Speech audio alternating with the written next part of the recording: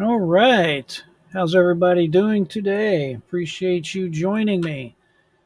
Let me ask you a question. How would you like to be Amber Heard right now? And today we're going to talk about how can Amber Heard protect her assets?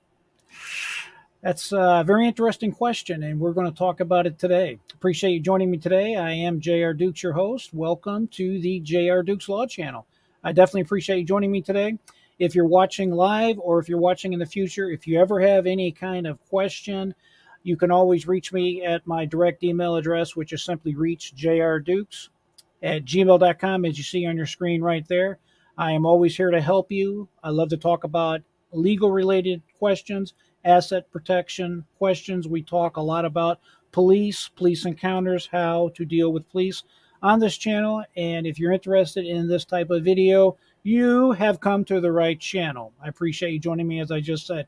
So let's get right into it and let's talk about this particular situation. I want to break it down into three simple parts. Let's briefly review where we're at now, what has happened. Then we're going to get into basically two questions. The first question is going to be, will she have to pay this verdict? Will Amber Heard have to pay eventually?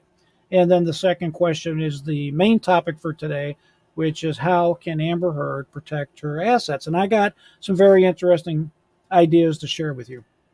CNN has reported after the verdict first came down.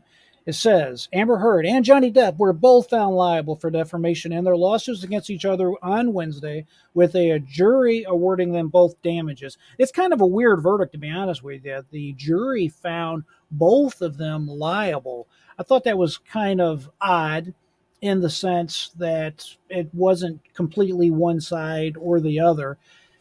A lot of the talking heads on TV are basically saying, oh, this is a complete Johnny win. And guess what? It is. At the end of the day, it is definitely a Johnny Depp win.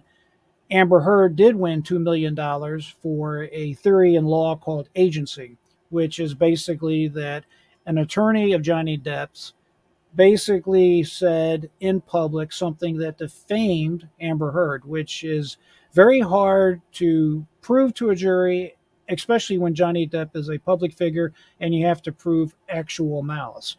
Obviously, Johnny Depp's attorneys were able to prove actual malice in relation to Amber Heard's defamation of Johnny Depp. Obviously, again, with Amber being recorded, with numerous people coming forward and talking about how she went after Johnny, how she constantly berated him. It's no wonder that actual malice was proven to this particular jury.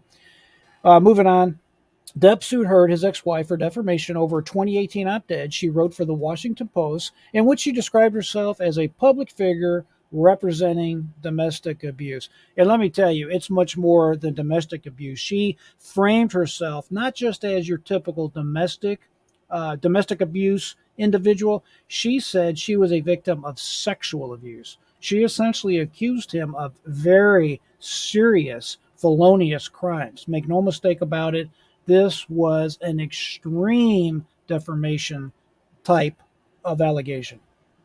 Though Depp was not named in the article, he claims it cost him lucrative acting roles.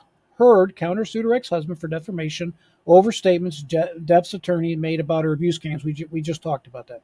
The jury began deliberating May 27th. After hearing more than 100 hours of testimony from witnesses, the jury found that Heard defamed Depp with three separate statements in the Washington Post piece, and Depp defamed Heard with one statement made by his attorney. Depp was awarded $10 million in compensatory damages and $5 million in punitive damages. Heard was awarded $2 million and no punitives. Punitive damages in the state of Virginia are capped at $350,000. So the judge had to adjust the award. If you take simple math of 10 million plus 3,500,000, you subtract that by $2 million. My math shows that Amber Heard owes Johnny an even $8,350,000. Yes, $8,350,000 $350,000. And if you've been following the case and been following their saga for some time, you will realize that that is much more than the $7 million that Amber Heard was originally awarded by Johnny Depp in the divorce.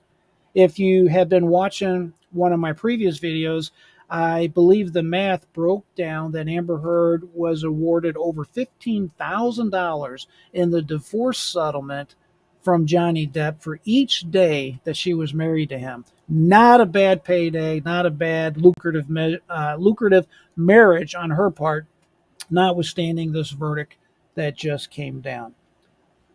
Depp sought $50 million in damages and Heard sought $100 million in damages.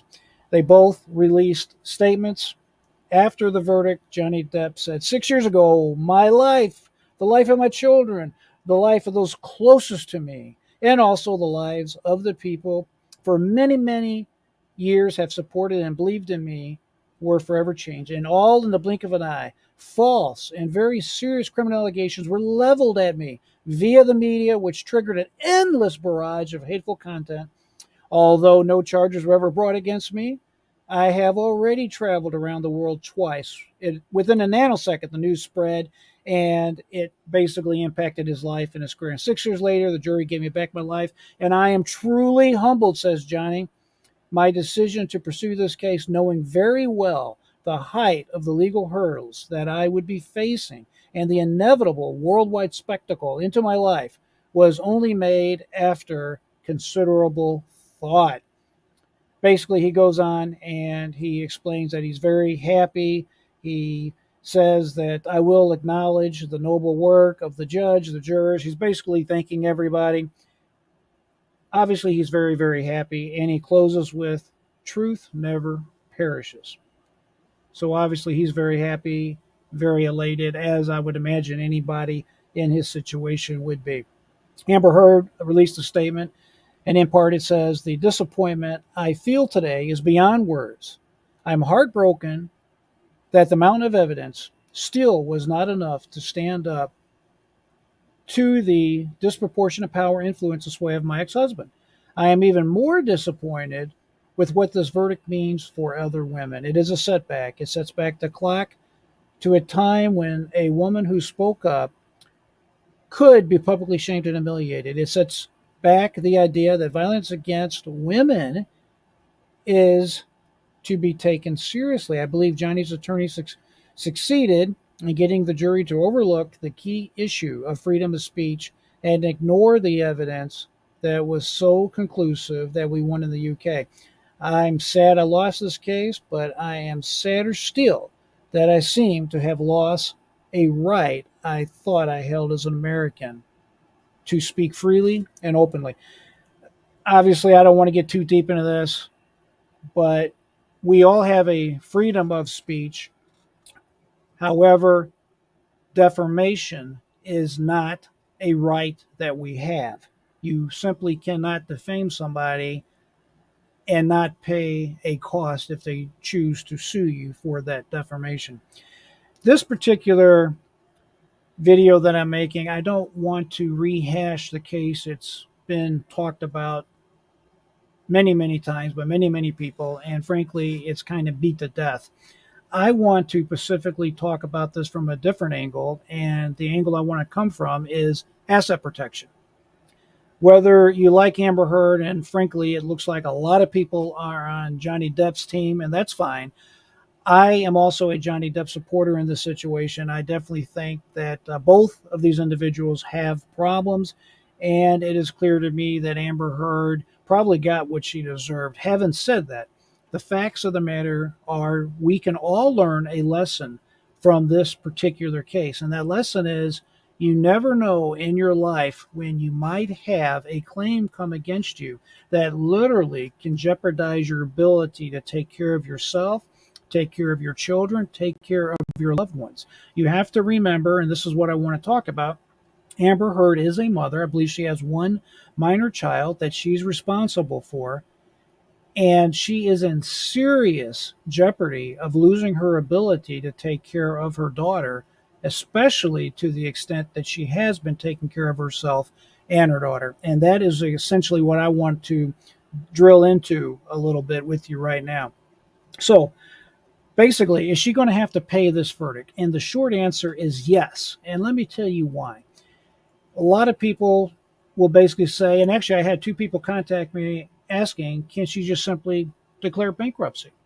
No, she cannot declare bankruptcy and erase this debt. And the reason for that, to put it in layman's terms, is that the federal bankruptcy code is written in such a way that it expressly and specifically does not allow someone to come forward in a bankruptcy petition and erase this type of claim that a jury has awarded against you, because it involves fraud, it involves deceit, it involves an intentional fraudulent act. And because of that, she cannot erase this debt in bankruptcy court. Personally, I think that bankruptcy should erase all debts if you are forced to take that type of road. Even the Bible, which a lot of our laws are based on, states that after 7 years you should forgive your neighbor's debt. It is the case, not to put it too mildly, that this equates to a financial death penalty for Amber Heard. A financial death penalty. This is the same thing in a criminal context as sending someone to the electric chair. This jury has sent Amber Heard's entire financial estate to the electric chair to be cooked. That's not an exaggeration on my part. That's not an overstatement. It's the truth. Now, what could Amber Heard do now to help protect herself? Now, again, I want to be clear. I'm just completely speculating. I don't know nothing about Amber Heard's situation, her finances. I don't have any inside information that's not published in public reports. But assuming that this is a judgment of $8.35 million and she does not have $8.35 million, assuming that she probably lives in California, where the Hollywood people all live. California is definitely not known as what we would call an asset protection friendly state. We're gonna assume those facts and evidence, if you will, and we're going to talk about what Amber Heard could do. Now, you have heard me state on many of my videos that it is absolutely critical for asset protection that you take measures to protect your assets before you need the protection. Before you need the protection. The sooner you take asset protection seriously and you sit down with an attorney and you come up with a plan, the better off you're going to be. And if you don't have an asset protection plan, just a simple, basic asset protection strategy, you need to reconsider your decisions.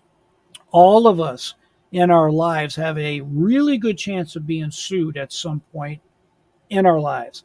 Our great country of the United States has over 2 million attorneys that are licensed. And they are very excited and very happy to find what we call a deep pocket defendant and drag you into court and try to take everything they can. And based on the number of lawsuits that are filed every year, you have a real good chance at some point in your life you could find yourself in a situation not unlike Amber Heard's situation. So please take this as a wake-up call if you don't have any kind of asset protection plan, and get with a good lawyer that focuses on asset protection. I would not recommend a general lawyer, let's say a general practitioner. You need somebody that advertises asset protection, somebody that says, hey, I'm an asset protection attorney. That's what I do day in and day out. Look at their reviews online. Check and make sure they're in good standing with the state bar in your particular state. Go ahead and sit down with them for a consultation. Check out a few lawyers and then make a decision and use one of these lawyers to put yourself in a state where you can rest easy at night knowing that you have a strategy in hand. Again, Amber Heard's situation, let's say she lives in California. She is not in a good place. Here's what I would do. I would do the following. I would move to Florida if I was Amber Heard. The reason I would move to Florida and quietly move to Florida is because, among other issues, Florida is the best state in our union, the best place in the world. Florida is the most friendly debtor jurisdiction in the world. You heard that right. The most friendly debtor jurisdiction in the world. If you are hurting because of a judgment, if you had been kicked in you know what, if you had had an experience in court and ended up losing and having a big judgment taken against you, you need to seriously consider moving to Florida. Amber Heard can move to Florida, again, quietly, end up buying in cash a nice big home, what we call a homestead. There's two types of homestead here in Florida. There's one that's for tax related matters pertaining to your house. And then there is the homestead that is in the Constitution in the state of Florida. And because it's in the Constitution, it is the highest law of the land here in Florida. She can simply buy a nice big home. There are some restrictions as far as how big the home can be, as far as the size of the land. However, the home can be of an unlimited value. Yes, you heard it right. If you have $10 million, you can come to Florida, buy a $10 million property, move into it right then and there, make yourself an immediate, permanent Florida resident, and you are 100% protected, and nobody can take that property from you. I want to be clear, there are some exceptions for bankruptcy. As long as you avoid bankruptcy court, you're going to be just fine. I'll have some more thoughts to share about this in a few videos coming in the near future because I don't want to make this stream too long. But that is exactly what Amber Heard needs to do. So, Amber, if you're listening, Amber, come to Florida. Give me a call, girl. Actually, don't call me. Send me an email, and I will happily point you to an attorney right here in Florida that I have used personally for myself. This individual is the best attorney, in my opinion, for asset protection. I don't mind going ahead and telling you who he is. The name of the firm is the Alper Law Firm. I have used this individual. It's a father-son duo, and they are fantastic. If you need a link, I will try to include one in the description. Otherwise, hit me with an email, and I'll be happy to get back to you on that. Another couple quick tidbits about Florida. So, Amber, you come here to Florida, you buy yourself a nice home that's protected. Johnny's not going to be able to get your home, even though you have a judgment against you. It doesn't matter.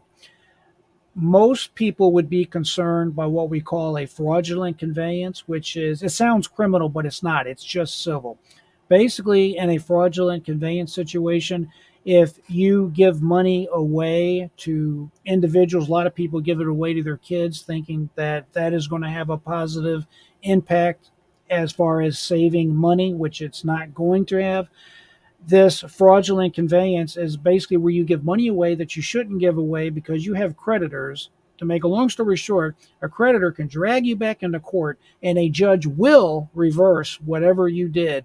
So, for example, if you give, if in a lot of states, if you buy a house and you sink a bunch of cash into it and say you put it in someone else's name, a judge, upon petition by the creditor, will simply say, no, no, no, we're going to undo this and we're going to order the house sold or transferred to the judgment creditor.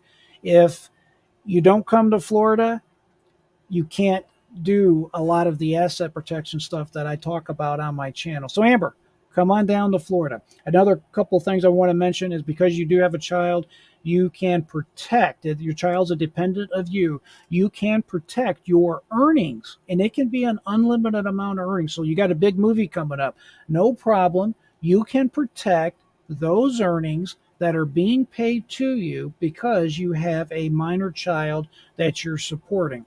Again, I have videos on this subject, and I have a real high likelihood that I'll be making some other videos in the very near future. Also, in Florida, your retirement accounts are fully protected. IRAs, the ERSA, the ISRAs accounts, the disability income, Now, we don't have a huge amount of equity in vehicles that Florida exempts under the law, but it doesn't matter. There's other ways around that. And again, I don't want to make this video too long. The main thing is you need to make sure you have a house for your daughter. You need to make sure you can take care of your daughter. You need to make sure that you have a place to call home. So, Amber, get your ass to Florida. That's exactly what you need to do. At any rate, I appreciate you joining me today. Don't forget to hit me up if you have any questions or comments. I always enjoy reading your emails and responding to your questions. So, at any rate, if you need to reach me, my email address is always available for you on the screen at reachjrdukes@gmail.com. My friends, I do appreciate you joining me today. Be sure to give me a thumbs up, hit the notification bell so you know when my videos and things come out. I do appreciate you joining me today. Always, always, my friends, remember to have that free mind and never give up. I am J.R. Dukes.